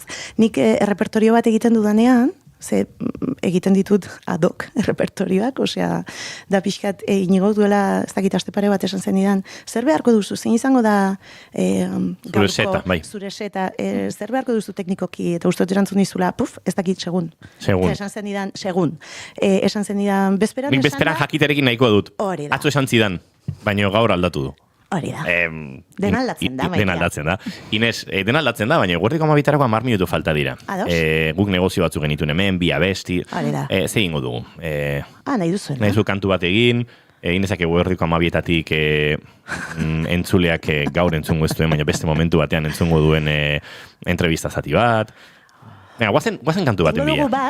Eta gero, goiurizuk itzegin hemen, itzegin zazue, eske goiuri esan nahi nuen.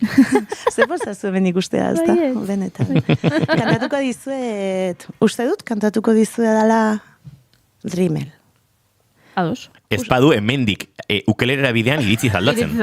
Gerta daitekela. Kapaza ikusten zaitu. Gerta daitekela. Eta Rimmel eskaini nahi diot nire iraganeko niari. Urte askotan egon naiz haserre berarekin, bota zuria jasten zituen Inesarekin, agian norbaitek ezagutuko du, tipa lotxagabe bat, lehen lerroan jartzen zena, gero ezagutzen zuena jendeak eta esaten zuela, joder, tia, tipa maja bat zara. Ez, esaten duela, joder, borde egia maja izateko, hori ere naiz. Eskize gauzaen, ni flipatzen nindun bota txuridun Ines Ark, gogoan dut 2022ko entrevista hartan saniola eta Ines zantzen, nik ez. Orduan haserrenengoen berarekin, egin ditut pakeak una pasta terapian kostatu zait. Baina egin ditut pixka pakeak berarekin. Ez da gorretarako subentziorik etxeparen. Ez da gorretarako subentziorik ez. Ez da ekintzaietza agentzian autonomoentzat, ez da ere. Egin ditut pakeak, eta gehiago esango dizuet, eskertzen diot nire iraganeko niari. Horregon izana, batez ere ausartu izana, baina egin izana.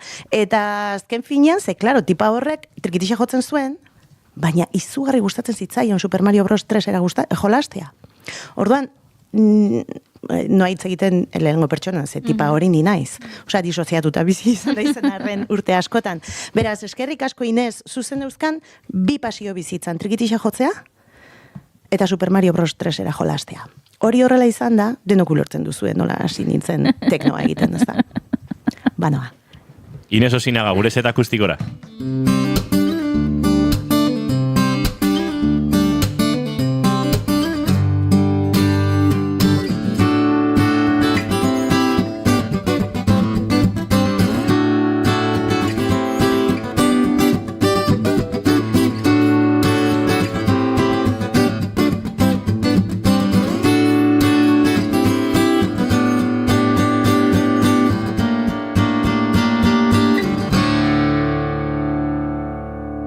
Segundu bat, entzuleok, Inez Osinaga, esaten zenuen?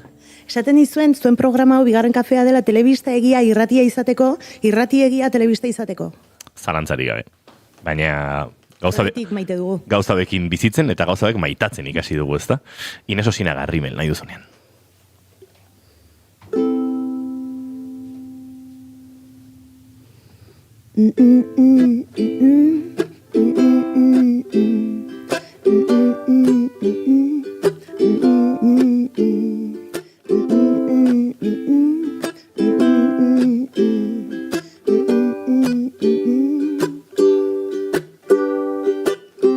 Ipuin puta guzti hoietako printzesa arrosak zeharo nazkatzen nauten maitasun kantuak isildu behingoz eta sartzazu mingain hori txuloan ez baldin banauzu aspertu nahi eman muxua oan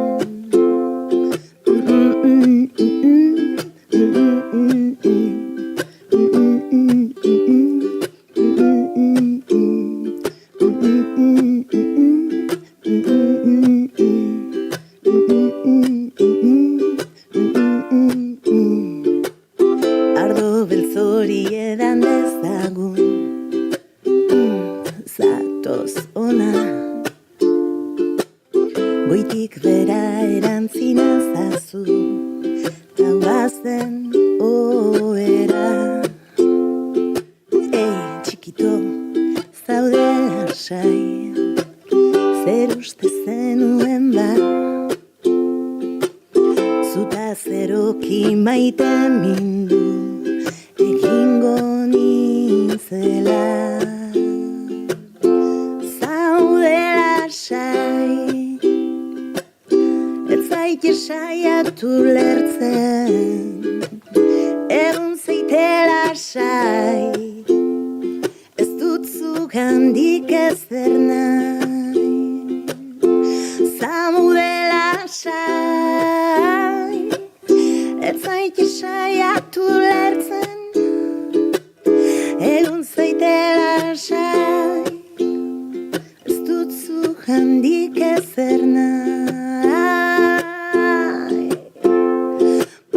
para pa pa pa pa para pa pa pa para pa pa pa pa para pa pa pa para pa pa pa pa para pa pa pa para pa pa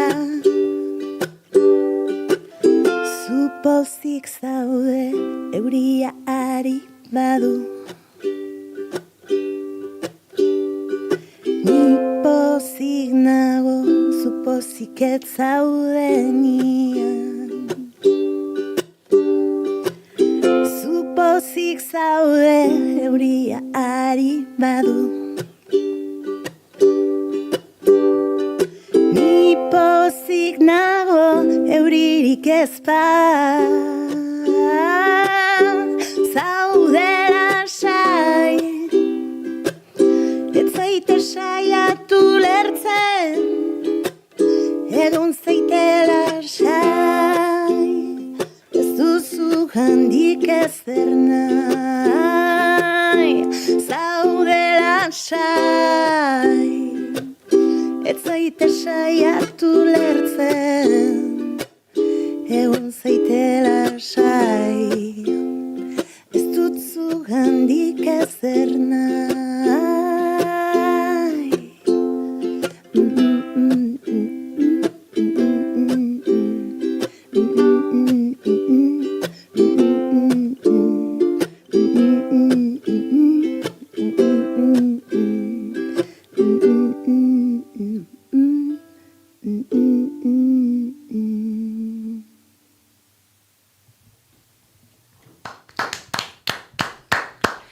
Hortxe ba Ines Osinaga eta Rimmel, Ines Osinaga eta Ines Osinaga aurrez aurre, ia, hau da Kramer kontra Kramer pelikulan bezalaxe.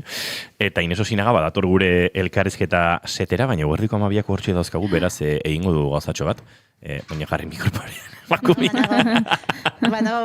Iritsi da Ines dantzan, oraindik. Ai, eske oso gustera egon naiz. Ondo. Txein, baina nola egingo dugu orain? Egingo dugu zaten, zuleok. Guk orain Ines agurtuko dugu zuentzat. Itxun pixkat. Zesken ni etorri naiz bertsolaria bezala. Saioaren amaiera osanik agurra badaukat. Baina agurra Guk pentsatu dugu gauza bat. Bale, oso ondo. Zu hor eserita geratzea. Gero nik ingo dut nahi dudana, baina Badakigu. Eserita geratzea hor da proposamena. Geldi. Guk, geldi etzara gai egoteko. Bai, naiz, ez dut nahi. Neurodivergentziaren arazotxoak, geldik oso gai ez. Agurtuko ditugu entzuleak, zegoerrik 12etan informazio zerbitzuek sartu behar duten, naiz irratiaren informazioaren ari heltzea. Guk jetxiko dugu emisio volumena. Jarraituko dugu grabatzen. Bale, ados, benitxoin emisio volumena jeitxi aurretik. Ostirala da, ekainak 19, ez da? Bai. Plazer baduzue itxasondon. Luzean. Ni bakarrik, ukelelea, trikiak, panderoa, makinitak. Ez dakit oso ondo zer repertorio joko dudan, erabakiko du bezperan. Itxasondoko plazan. Itxasondoko plazan, bai, usto gara berdo festa dela. Galetu niela lau aldiz, ziur zaudete? Bai, nahi duguzu. Ziur zaudete? Ez ditu fandangoa jotzen, Bai, badakigu, horregatik nahi zaitu. Fandangoren bat enmaskaratu xamar eroriko da nahi gabe. Betira, fandango bat nire barruan. Eta ekainako 24an Lekiton, agurtuko dugu Ezur Berriak. Anela Bakarekin, okerrezpan dago Uxu Alberdi egongo da, ez dakit zeintzu diren bertsolariak. Zoragarria izan da, 9 hilabete iraundu birak, hasi zen Lasarten, eta maituko da Lekiton. Ezin zen beste modu batera izan. Ados, ala ere uste dut, gure entzulek berriro entzungo zaituztela, ostirala iritsi baino lehen. Eta, bada entzuleok, goiurik hemen gure barne komunikazio sisteman, WhatsApp talde bat da, ez pentsatu beste zer denik, jarri du, zer da harina ezpada gure regetoia. Geratu nahi zesaldi horrekin. Kamiseta bat da, goiuri. Bai.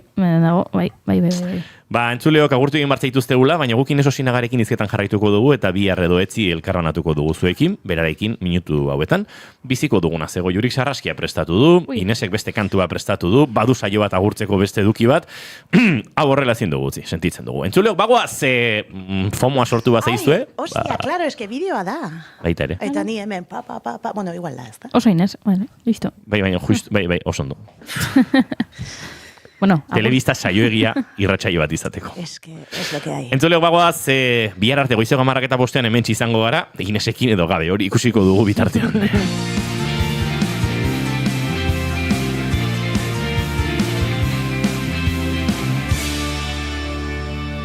Keep calm and bigarren kafea.